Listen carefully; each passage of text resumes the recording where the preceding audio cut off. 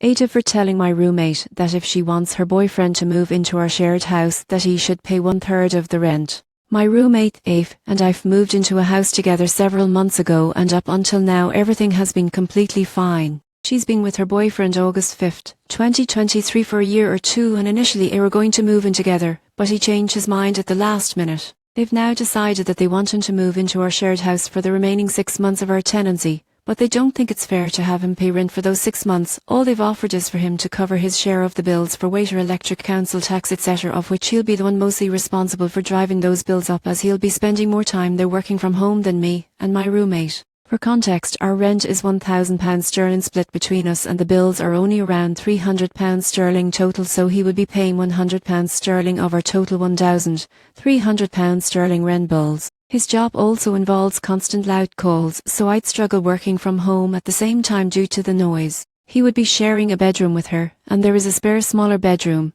currently used as a dressing room, that was offered for him to use as his office, which he refused. When I said that I would be fine with him moving in on the condition he pays 1/3 of the rent, both my roommate and her boyfriend have become very standoffish and have sent me messages where they've essentially said, I'm a hypocrite, because I lived at my auntie's house during COVID lockdown rent-free when my plans to move in somewhere fell through on the day, with all of my things in the van. I spend a lot of time at my boyfriend's anyway, so why do I even care if he moves in? I've personally affronted them by suggesting that he pays 1/3 of the rent, made me out to be greedy and putting money above my friendship with both of them. The weirdest part is they both have this stance of suggesting that I'm going through something mentally, and that by doing this I'm pushing them and all my friends away. They've also both condescendingly wished me luck in getting through whatever I'm going through and hoping I get better soon. I've offered to vacate my part of the tenancy so he can move in with her, and I can move in with my boyfriend,